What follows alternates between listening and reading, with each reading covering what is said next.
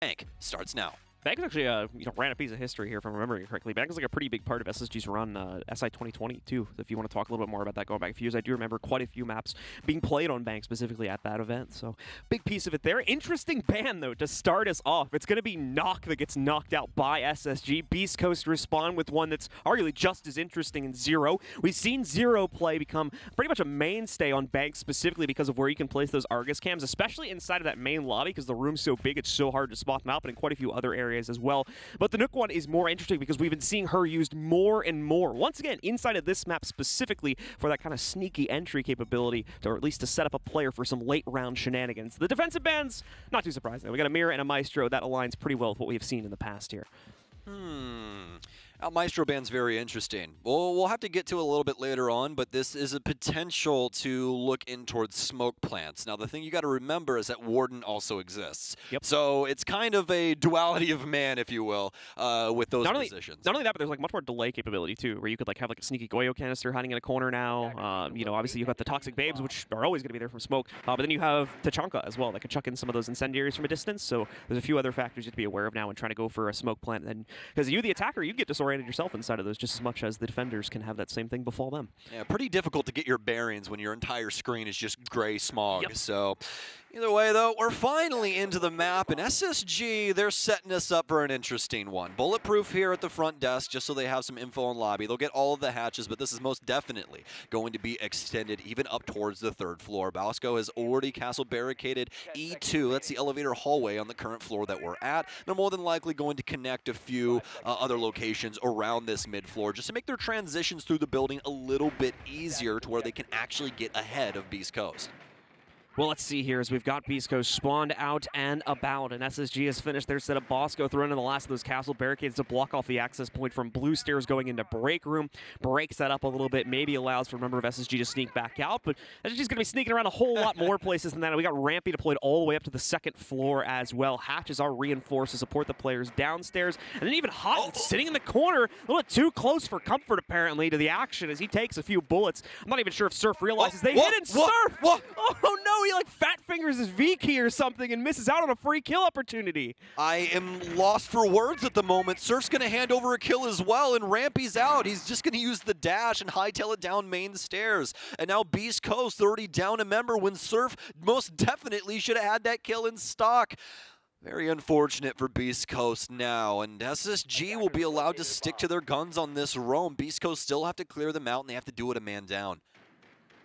Very, very unfortunate start to the game for Beast Coast here. It's going to be a little bit of a tilter probably for Surf, so hopefully he can rebound from that in a later round. But down for the count for now as SSG excel with the 5v4 advantage. Not even going to give up on their extended game after asserting that advantage either. We're going to see them continue to keep the first floor presence going, and there's good reason behind this. We still have a minute and a half to play with. You don't necessarily want to give all that over to Beast Coast since they still have quite a bit of presence here, and obviously quite a bit of reinforcement and utility supporting this position as well, so they can to some extent afford to sit around here and continue to waste down the time for Beast Coast. SSG has an easy retreat route through the hatch sitting inside of the small office. This is the best call for Spacestation at the current moment. Just continue to dwindle down this timer for Beast Coast and force them into a poor execution. The good news for Spacestation as well is that they have supporting angles for the actual site if they do try and just force a plant down in something like server or rather CCTV. It's just never going to happen because of the hatch control that they have. And also Rampy will be able to reassert himself onto the top floor because he is Oryx, the only man that can jump up hatches. Slash will be able to take down Bosco, but they still have a long road ahead of them.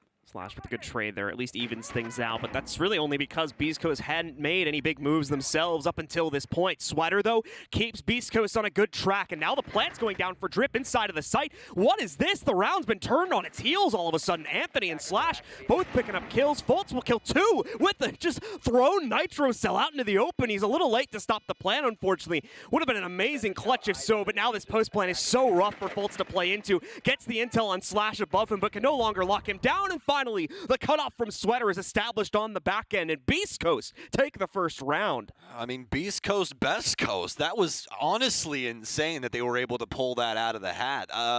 Especially for the engagement we had with Hot and Cold on main. He was just simply waiting to see when a Beast Coast member would try and take control of the area, but he still loses the gunfight. Beast Coast get every avenue open in seconds to actually get onto site. Space Station's entire roam game is actually just picked to pieces at the end of the day, and it all just comes down to Fultz. I mean, yes, he's able to initially make a play, but he didn't prevent the plant from going down, and that was the biggest piece there. If that Nitro Cell gets out a little bit earlier, Fultz has a really good chance to win that round because now the offense has to push him, but just was not available for him at the time. And now Space Station Gaming down one round. So an unfortunate turn of events for SSG, all things considered, after we had a really weird start to the round for Beast Coast with surf shenanigans. Thankfully, the rest of the team for Beast Coast was able to make up for that. I think seeing mainly Slash contribute to that, but Sweater also having a good run also. Both players picking up 2 kills over the course of that round. We are actually going to get a nice little repick as well here over towards an Amaru from Slash. This will be interesting to see. This has become more and more of a common tactic because in the past, before attacker repick, the only time you would see her use is in these like really niche 6-pick scenarios, but they would usually get right into pretty far in advance. It's a lot easier to sneak her in now with the repick mechanics. So we're starting to see her played more and more. Super interesting. The Lion coming in as well. We're used to seeing this now. It's almost expected at this point when it comes to attacker repick, especially on a map like Bank. But as you said, the Amaru is not something we exactly see too often. And I also want to notate this. He's playing SMG 11 shotgun. He does not have the G8. So it could be a pretty interesting round depending on how Slash is able to get into the site or towards some of these congested areas, because it's practically one shot and he wins the fight automatically. So we'll have to see what they could potentially do. But as of right now, it looks to be a pretty interesting clear here from Beast Coast. They'll start down in the garage at Sweater and Anthony, looking for main stairs right now. The Sweater slowly creeps up. They could find themselves a rampy here inside of E2. Slash is going to hop up through the hatch and just begin planting inside of site. This is so unbelievably smart. They have all of the cutoffs. I don't know if Fultz knows where this plant's going down either. He's dead as well. Nitro Cell out. He can't even get the player. He dropped back down the hatch. Beast Coast with the biggest brain Amaru plant that we've seen on Bank. Beautiful stuff from Beast Coast, and it's going to work nearly. But let's see if Space Station potentially has an answer for Beast Coast's, well, kind of unorthodox strategy that we don't get to see too often. I believe the last successful Amaru plant that was at least in similar circumstances happened to be on Consulate, which is a map that isn't even in the pool anymore, and it was done by BDS, where they shot up through the piano hatch and planted inside of Cubby. So pretty interesting stuff, to say the least.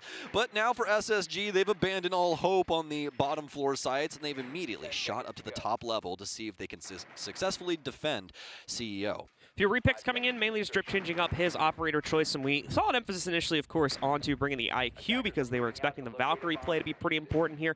Less so now that they've gone upstairs, apparently. So Slash is going to switch over towards the Sledge, and Surf will actually bring in the Thatcher because that's been left out of the ban pool here, so they can just bring your kind of traditional hard breach combo, and they're going to do that, but they note, of course, they did switch Drip over to the Habana, so that's going to be a bit of a longer fuse. The good news is, of course, there's no active mitigation that's been brought by SSG, so they're not going to have to worry about that minigame playing around the wall here.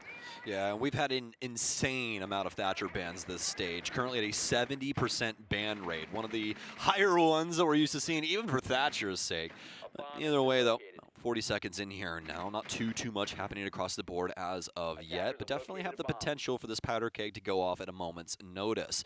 Beast Coast, as of right now, trying to find some extra info as to what the setup currently is for SSG. They're going to have the deployable shield here inside of the stock hallway. This is a traditional setup now for the top floor that we've seen time and time again since SI this last time around. So now, as the first line charge will go out, not too much going on. Beast Coast don't want to get too aggressive yet, just more of a call sign of, hey, we are here, and we are ready for this execute whenever it comes.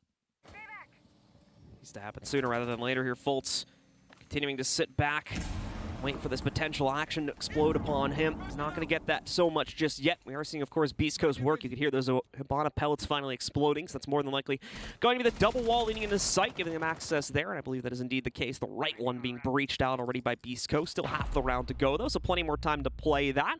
The first EE1D charge, actually, excuse me, the second EE1D charge comes out there from Beast Coast as well. Not going to give them too much to play on, but Houghton might have an opportunity himself, as we're going to see some soft pings go in. The Nitro from down below. Sweater didn't even hear it, apparently, as it flies high over his head, and Hot and Cold pops it to take him out and get the first kill of the round.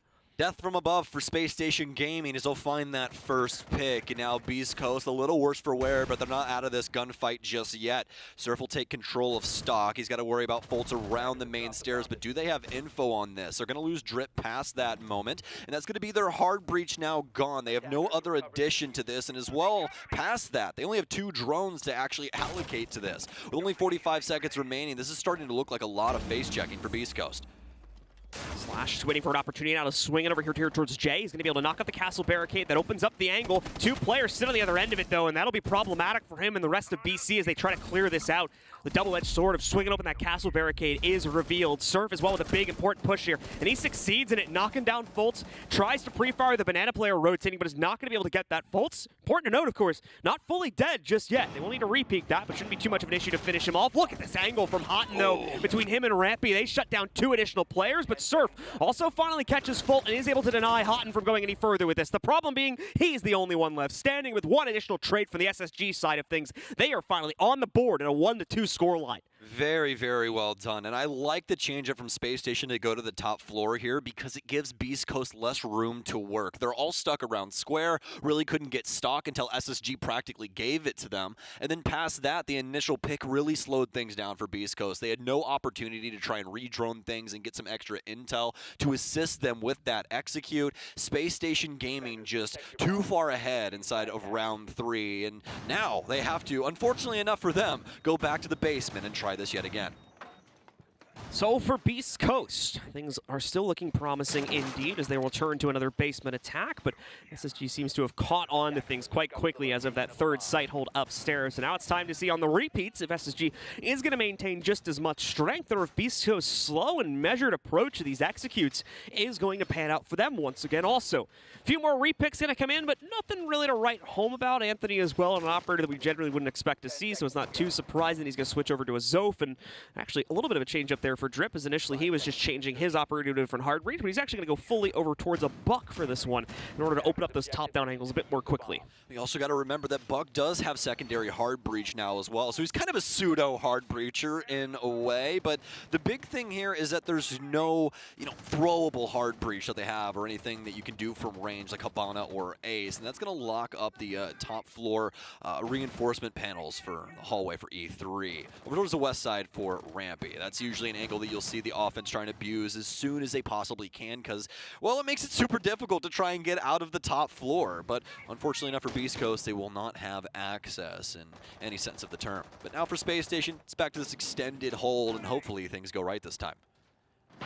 Anthony holding a hard position right now. Bosco trying to do the same from inside of open area, but he's going to get caught here, more than likely by Surf, who's going to roll in to finish him off. Drip simply just finishes off Bosco, helping out his teammate a little bit as they want to proceed according to plan here. So that up nice and quick, and Rampy, of course, going to make a bit of noise upstairs. That will be heard, especially as he opens up these top-down angles, but at the same time, it's going to be a little hard to take him out when you see how much support he has, hot and cold. Also watching the main stairs position, there was a lot of cutoffs established upstairs from the guys on SSG right now, so Beast Coast will have to mine that, and more than likely will have to clear it out to some extent. Oh, man, John, there is so many ways this can go wrong for Beast Coast. First things first, the info game has to be pristine to know what's going on upstairs, and luckily enough, Sweater's found a hole inside of Tellers. He'll take down Foltz, but they still have to worry about the verticality. Yes, they may have cleaned out the mid-floor, but Hot and Cold is supporting Rampy on that angle that we saw him create earlier. And this is going to allow him to play over the top of the CCTV hatch, and that's one of the most important hatches to try and get your plant down inside of that area. So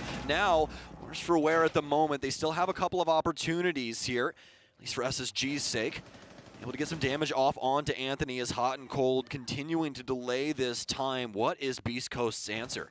Beast Coast having a lot of time being drained now because of this upstairs hold. It's looking like they're going to try to just bypass it and go directly down to the basement, choosing to deal with the descent of those players at some later point. That's going to be very, very dangerous. They're basically putting themselves in the middle of a sandwich if they go for that. And it seems SSG has already realized this. Rampy now starting to rotate back down to the first floor here. They want to close this thing shut before Beast Coast even try to open it on the site. 45 seconds left, though, so Beast Coast do need to start speeding things up, but they may not be given the opportunity as Rampy cuts one of them off. Surf the first to go down here as the upstairs players begin their tournament. Well, Beast Coast have a top square player. It's going to be Slash with the oversight here. Drip as well as Sweater down low begin the plant. Rampy, He has a position here, but I don't believe he has the cutoff. Oh, he does? Indeed, Drip. He's not going to be able to go to that space anymore. He still has secondary hard breach. I don't believe that the other panel's reinforced, though when it's not, he'll be able to skeleton key that up and start the plant yet again here. What's the call for Space Station? Hot and got it. Cold gets one. Rampy now has case control as he drops back down. Anthony's got some damage dealt to him. This timer, it continues to dwindle. Sweater's able to get one. They have to fight everybody inside a red hall. Somebody has to get the case. Sweater will. Slash has to cover. Hot and Cold now inside of the 1 versus 2. He beats Slash, and he gets Sweater. Space Station Gaming secure the round. Your Stage 3 MVP, tearing it apart in the 1v2 clutch. SSG bring it back in one of the most brutal team fights we've seen all stage yet.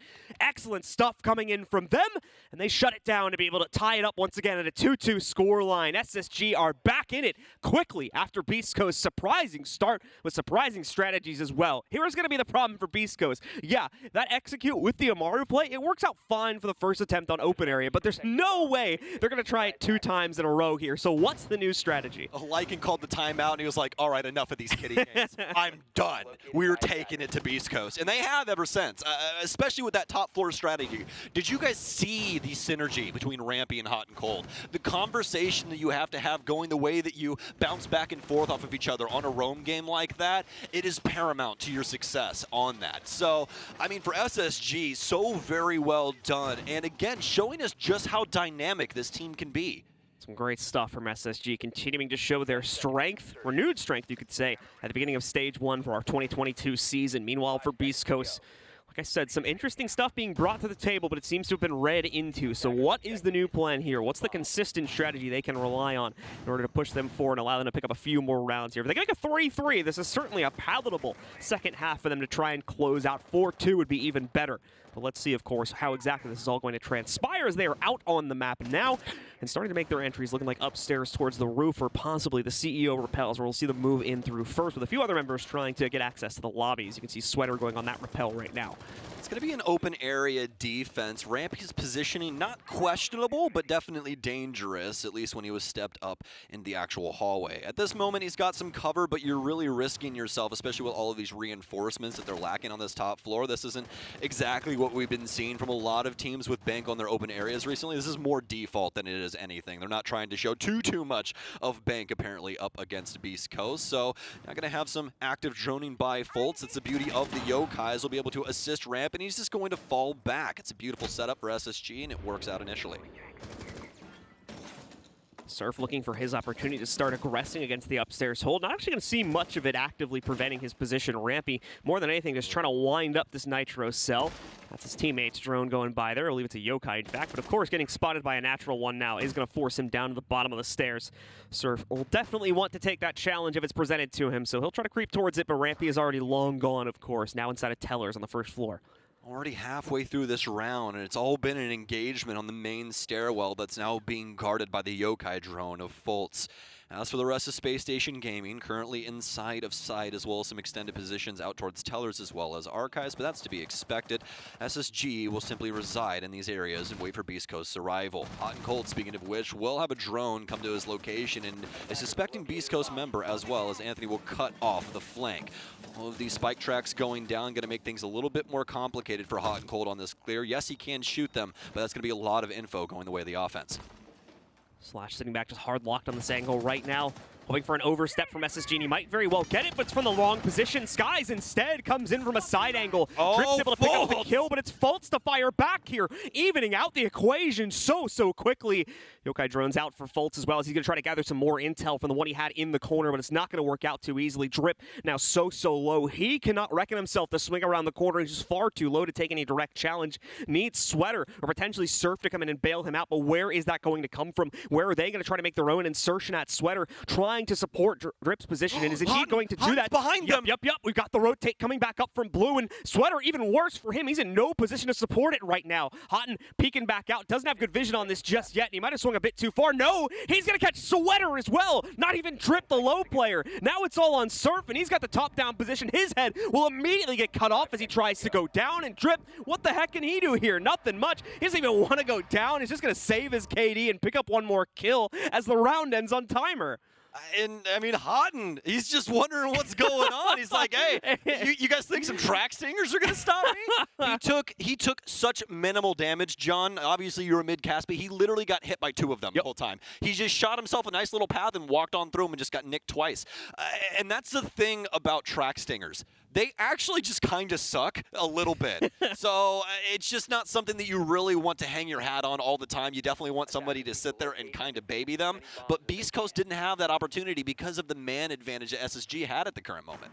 Yeah, we still have Nomad available too, which obviously fulfills a very similar role. And a better one as well. Yeah, it's not being picked by Beast Coast at this point, so this is still a stylistic choice from them. They have brought it in for this round also, so I'm curious to see if that's going to stick or if maybe they realize the failure of it in the previous round and Anthony decides to go for a repick here. But at the moment, it's not looking like it. However, we still have that next 15 seconds or so.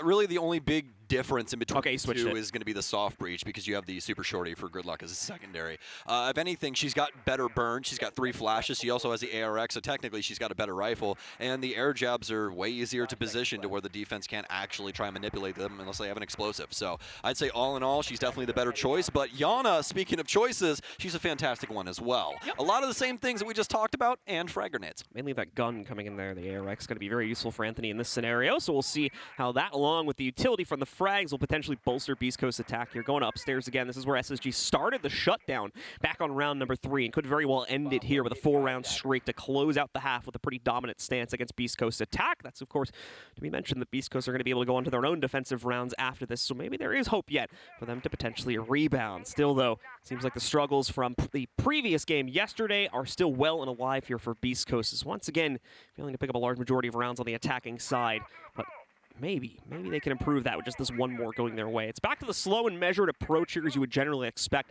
SSG are not really going to have much reason to roam down on the first or bottom floor, so Beast Coast need to be very careful about how they approach this because SSG has so much freedom to just pop right out from that banana balcony right now and cause problems for the Beast Coast members entering into the lobby. Absolutely the case, but luckily enough for Beast Coast, this entire mid-floor is clear, so they'll be able to gather a hold of this quite quickly, but as you were talking about before, there's really no reason for SSG to drop down. We could have a potential from Skies for like a late rotation with his hatch being open that could play pretty handedly into what they have going on, but as of right now, it's just wait out and see what Beast Coast want to do with their execution. Where is this setup going to start coming from? That's what SSG is trying to identify right now, and it's all down to the cam work in order to do so. Fult's currently worried about curve or spiral. There's no one really trying to push it just yet. This might be the hologram, and it will be. You won't bait me, Gemini, as it will end up going down, but Anthony now knowing that Fultz is in the laxing position. So, 2 players from Beast Coast just stuck at the bottom of Spiral, and now they're not, because they killed Fultz. Houghton, though, responds with his own piece of utility and knocks out Surf. Surf, unfortunately, struggling a little bit again today here, too, as he's at 2 and 5 right now, but thankfully other members of Beast Coast have been stepping up to make up for it, such as we just saw there with a good frag grenade, taking out Fultz, hitting in the elevator corner there, and allowing for Beast Coast to now at least start their ascension up the Spiral staircase. Oh, this is a tough cutoff, though. This is going to be so difficult. The 1X, Anthony able to win it out. Fortunately, the ARX will be able to land the shot. Slash will take down Rampy. Now hot and cold and Sky. So much heavy lifting in this position. So much time for Beast Coast as well, and the opportunity to get really anything that they want. They can get some extra info. They can start setting up for more of this lobby side attack. There's so many different ways that they can possibly try and manipulate this, and it looks to be the latter. It's going to be the lobby side that they go for. No drones needed. Drip will start the plant. Already halfway through that. No prevent here from anyone as the last 2 members will go down to Anthony. And it'll be a tie here, a 3-3 tie indeed at the half. Anthony really bringing it into his own there as he absolutely excels with the switch over to the Yana, faring much better than the previous switch and the gridlock that we were seeing played out for a few rounds in that half. Definitely a good way to end it there with another slow approach to a site, just catching SSG a little bit too exposed on their own extended game, however slightly that was from the site. And Beast Coast are able to now tie it up at a 3-3 scoreline, chaining together with those 2 very, very interesting rounds they showed us at the beginning of the game. Well, I will say this, a bang-up job by Space Station Gaming, and especially Lycan for the timeout. I mean, able to shoot up to 3 rounds very quickly after that moment. Lycan always having something fantastic, it seems to say, to Space Station whenever they're in a position like this. That usually ends up either bringing them back from the depths or making it a very hard-fought match at the end of the day. So, always been a highlight of watching Space Station Gaming. As for Beast Coast, though, they fight back from the depths, able to tie things up and keep it 3-3. Can they potentially take this map in regulation on the defensive side? Keep in mind, of course, in the game versus Xset, this was technically likely the worst side for Beast Coast. Out of 3 rounds they claimed, only one of them was found on the defensive end of things. So this could be a little worrisome if you're a Beast Coast fan, but we'll hold our breath on that and see how exactly these first few rounds play out before we judge into that too harshly. As things get started, though, Sweater trying to go for a window peek here in the inside of CEO, but is not going to be able to find it. There's no one from SSG really spawning on that side, and even if they did, it looks like they've already cut over towards the back quite quickly. Houghton would have been the closest player, but he is well up against the building and out of the POV of Sweater. Yes, indeed, and it's going to be a whole different swath of operators here for Space Station in comparison to Beast Coast lineup. Bosco will be bringing the Thermite, have the Jackal along for the ride for the Roam Clear here in the skies with the potential secondary hard breach and also some frag grenades for good measure. SSG will begin clearing out this top floor, and Sweater then will more than likely be discovered here momentarily, as Hot and Cold is the one on that rappel, and he does indeed have the Inox of the Jackal. Sweater continuing to watch over that window while SSG just kind of hold the rappel positioning.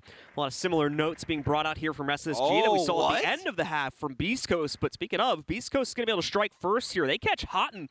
So that's the anti-roam gone before they can even really use it. Fultz with a potential trade here. He's got the read on this player's position. Surf not going to be able to do a thing about it as Fultz waltzers right up and knocks him out.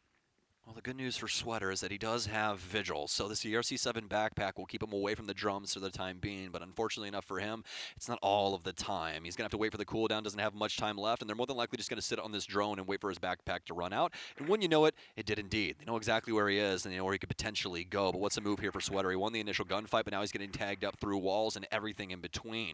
Challenging back and forth, he'll find one inside of Conference, but not able to land the shots. Can he get it on Checkers, though? No, it's Skies instead to take him down, but a great time waste, as he'll be able to take down Hot and Cold and take away a minute and 30 seconds. See, one drone being picked off. Unfortunately, Beast Coast not doing the best job of draining out the drone count. They've brought it down to 6, but that's still very easily workable for SSG considering they have 4 players alive at this point. So not too much. They actually only have 4 because Hot and Cold's dead with all of his drones in his pocket. All right, well, excuse me then. Sorry. My bad. Yeah, I wasn't doing the quick read on the player man. ones. My bad. But yeah, either way, still 4 drones should be workable enough here. So I'll correct myself. Beast Coast actually have done a pretty decent job of bleeding it down, mainly through the elimination of Hot. Away from that, though, Drip is still... no. Yeah, we went to this earlier. We didn't get to talk about it, but Drip hiding in plain sight! But it's going to get caught by Rampy as he, unfortunately for Drip, is ready for a very, very unorthodox play like that. And it's going to bring Beast Coast numbers down to only 2 now. Oh, man, that is so much pain. You got to hurt for him here. Yeah, you got to hurt for him. Oh, come on! There, too. Rampy just destroys him off the swing. And in a 4 versus 1, the case has to go down. Anthony, do you have the clutch in you? Do the clutch genes work? Well, we're about to find out. He's got 1 smoke to try and assist himself, but he's going to miss the first shots. And now all the frag grenades, the bullets, and, well, everything except the kitchen sink comes to this man inside of the red hallway, and the frag grenade will deliver the killing blow. I just wasn't Beast Coast round, no matter which way you put it there. Yeah. Someone brought the voodoo doll for that one with the way that they were playing there. We had like 3 plays that they could have easily lined up and clutched, and just no one could hit the shot apparently. Like, just really unlucky round for Beast Coast at the end of the day. Yeah, I feel like you just have Lycan in the back there with just a voodoo doll. He just keeps stabbing it every single time that Beast Coast no drip could potentially do something. Exactly. Dude, the drip situation was the worst one because yeah, they had no idea. Drip just sit under the desk. Drip, the guy just sledged the wall. Why are you looking at the guy that's running into sight when you can kill the sledge player? Drip was in the middle of like that awkward scene in every like buddy comedy movie where like someone's like hiding under the desk trying to not get noticed, like while they're stealing something from the dude's office. Like that was what just went on there. Like, except Drip got caught. Like, yeah, Drip really is one of the other guys for sure in that situation. It's just super, super unfortunate. But for Space Station Gaming, count your lucky stars. Back in the lead, 4-3 here as this offense is quickly coming together. And past that, John, we have a very special round ahead of us, my friend. Round 8 is going to have not only Monty on Hot and Cold, but Skies is also bringing the Oso. This is the most shield play I've seen out of any offensive lineup this stage. We've already seen, of course, for this type of attack, just how much this can bolster yourself. So SSG, of course, taking control of things in the previous round. They're going to look to continue that excellence with another host of utility that will hopefully allow them to get easier access to the site this time. A couple of preset nitros, at least one coming out there from Drip as well to catch the early access point that they're going to attempt to gain inside of top square. But for the most part, this has been read into by a few teams, so we'll see if that's going to be the case. But okay, Bye-bye Finka. Sweater finds a very nice opening shot, I think coming in through dirt, maybe? Because he's on the stairs right now. Nah, there's no Or it had to be like way. electrical entry or something. But either way, here comes the Montaigne bulling himself out through dirt. Slash is the one getting in the way of this. He is going to get hit by his own Gershmot, but that's not too big of a deal, as obviously he hit hot and cold as well, so he's been forced back. A Toxic Babe is also coming to support this position and give Ardell the room it needs to fight. Interesting that Fultz goes down in such a fashion, but that had to be like the electrical push. Yeah, I'm sure we'll figure it out later on, but there's no way that it was the server push, because Houghton should be the first one in, because, well, he's Monty. So if it was the other way, I'd be like, Lycan, we gotta talk about something here. But for Space Station, there's still a lot to do, but I mean, they have the potential to get it done. That's the biggest thing. They still have Bosco alive. They have both of their shielders, and past that, one of their shielders actually has a gun. That's the big thing here. It's gonna be an easy roam clear as they try to get around the Monty, but not doable for Serve. Rampy also waiting in the wings as he'll pick up that frag. Sir fully spotted out an X-ray there, it seems, so he's not going to be able to get a chance to fight inside of that situation. Fully clearing out the open area. Members of SSG should now be clear to make their descent, as there's not really much else Beast Coast presence going to be here on the first or second floor. We are seeing them held up a little bit here, as they do have hard breach capability, but all these hatches are reinforced at the moment, so that's slowing them down a tad, as they only have the 2 on Bosco. Doesn't look like they have any secondary can openers to be able to bring to the table, so they've got to pick and choose where exactly to use those, and at the moment, they're not really feeling potentially throwing one of them at the hatch. Sweater as well will have a little bit of security as a result of that. He swings in here, tries to see if anyone is waiting for the hatch drop, but it's not going to be the case this time around, as now we see that opened up, and Sweater will begin to watch over it here. Tries to go for a little impact toss as well. Someone was going to be waiting on top, but once again, not the case here. Houghton, though, gets taken out. So many surprise kills from Beast Coast. Where are they finding these positions? As Slash is able to get himself another one. Catching Houghton, that's going to be the Montaigne going down somewhere near the stairs. Yeah, perfect moment here for Beast Coast, and potentially round 8 now in the bag.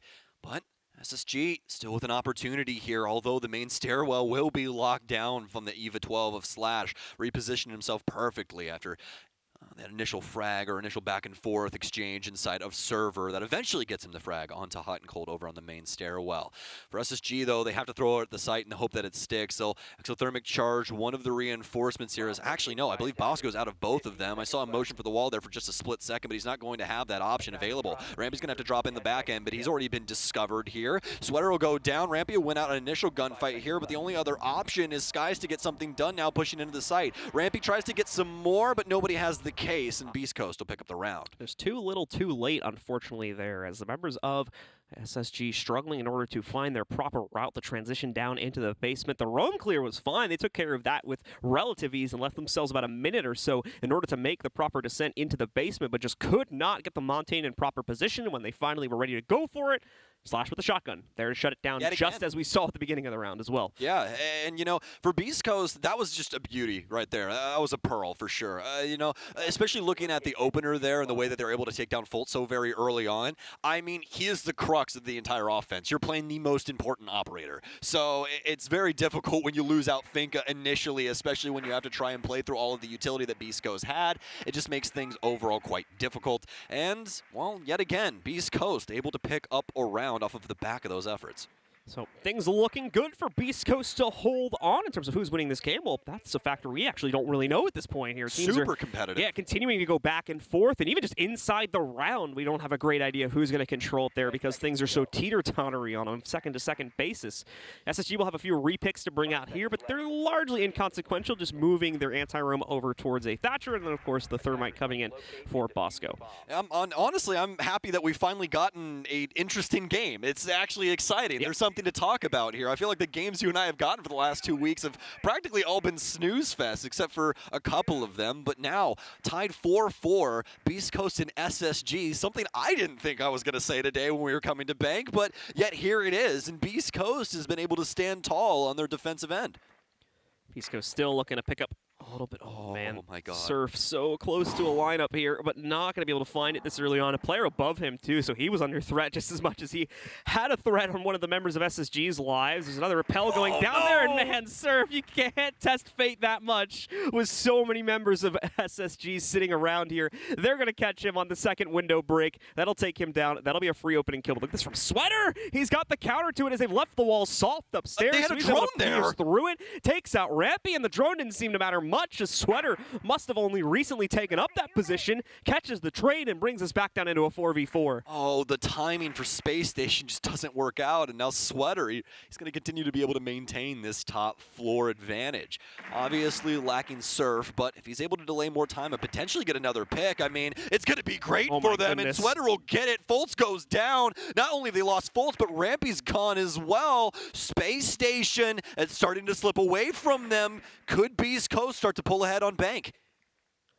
Sweater being allowed to do far too much inside of this specific round here, absolutely stunting any progression from SSG as they try to make their way down to the first floor and assault the open area. They've lost so much. They do still have the hard breach, but he's a little busy right now. Skies haven't opened up castle barricades on the other side, is not available to try to pop these hatches open and give access to the site on any of the members of SSG. So they'll continue to have to struggle in that respect until they can line up a proper execute for themselves. No sledge either, so no other easy way to knock out those barricades here. The ones that are up and that Skies cannot get access to are going to stay up for the rest of this round, as there is no utility, let alone time, for SSG to try to open those here as we're coming down to the last 50 seconds of play. Well, the great news for the Space Station camp is not only they have Bosco with the Selmas, but they also have the EMPs from Hodden, so this is going to be a fairly straightforward affair. But speaking of straightforward, Drip's attack should be pretty straightforward to the back end of these players. I believe he ends up tagging maybe one of his players there, but not really the case, as great distraction more than for Slash is going to be able to at least push up here. Bosco will be able to find one, but it's immediately traded out by Drip. It's going to be all down to Skies, currently over inside of Tellers, with the case down in the bottom of Square. Not a lot of opportunities for him to try and pressure the site either, especially with these Banshees in place like they are currently. Stuns out here, but not really too much to write home about at the current moment. Still going to have Drip can't even get out for Blue, and as you said, there's really no opportunity for him to try and evacuate this location.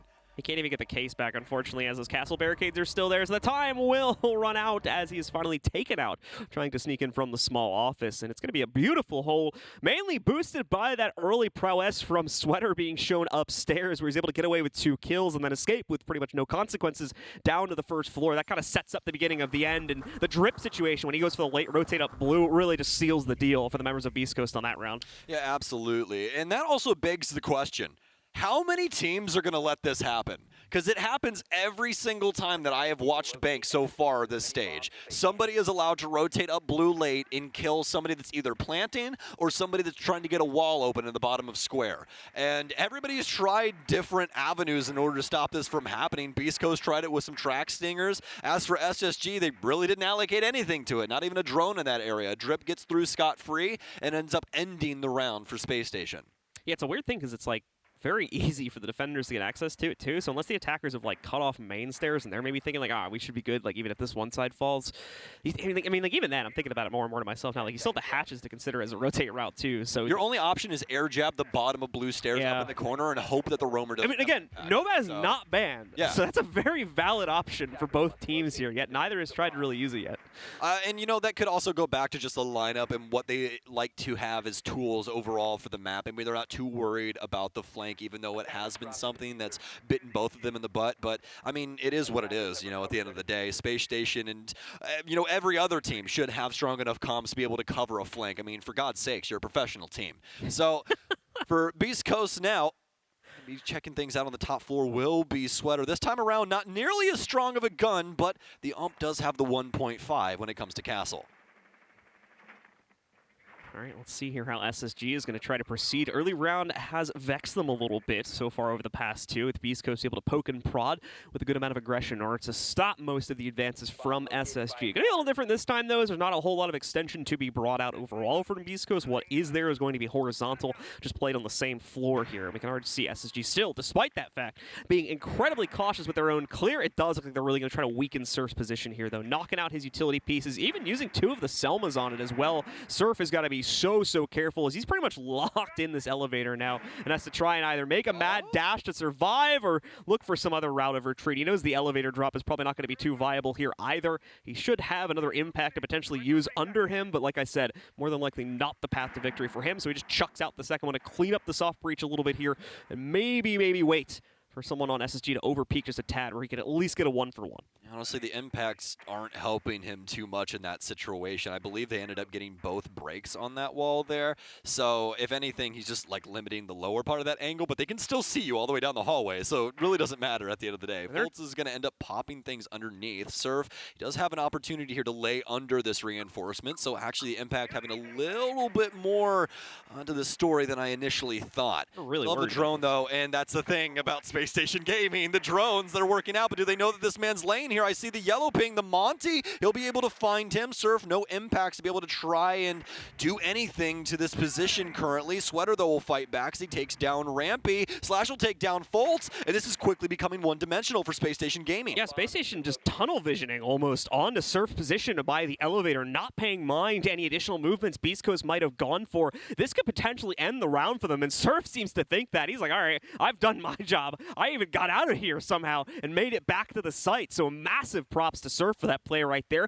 He's been struggling inside of this game, but even though he didn't pick up any kills in that specific situation, he set his team up for so much success there. Massive props to him. And meanwhile, Sweater's just going off. He's got 3 kills in this round. Bosco, what exactly are you going to try to do? It's a 1v5, not a single point of damage has been done to anybody on the other team. Gets a little bit off there, but it's a flawless round for Beast Coast as they're going to go up on map and match point. Sweater is just getting athletic in these rounds. This is, I mean, very aquatic gameplay, as we were talking about in the green room earlier. He's looking insane, and that's the big thing. That round right there is a perfect highlight for somebody like Sweater because you're not exactly using a crutch gun. All you have is a 1.5 sight and an ump that has a terrible rate of fire in a game where rate of fire is king. So, I mean, what a round from him. He shuts down SSG's entire take when it comes to the square side, and it just leads Space Station Gaming awry. There's not really anything they can do with the banana position past that point. Bosco tries to send it up main stairs, and it doesn't matter in the slightest. I mean, look at this score line for Sweater at the current moment. 15-4-2. I don't even know what that rating would be. I mean, it's got to be above a 2.0. It's really been unleashed inside of the second half and has been a massive proponent to allowing Beast Coast to push themselves into the lead they have now. And now it's only one more round separating them from outright victory. Meanwhile, we've got SSG going for a couple change-ups here, mainly stylistic, as they're going to go away from the Thatcher play on Hot and Cold, just back over to the Jackal. This is stuff we've actually already seen just in the reverse order earlier on in the half. And their secondary hard breach, currently played by Skies, is also going to switch to a Maverick from a Habana, so a pretty minor change there. Yes, indeed. And now Space Station Gaming out of the gates for potentially their last round on Bank unless they can do something about this defensive setup. Beast Coast are going to be on an extended hold as of right now. The hatches in open area will be broken. Drip adding some cameras inside of that open area as well. So we'll have some utility around this top floor as well for Beast Coast to play around to try and limit SSG's clear. We'll see if things break down the same way that they did the last time, especially with Hot and Cold in very similar position. It's going to go very quiet on the map here as SSG, once again, just like last round, trying to play this oh so carefully.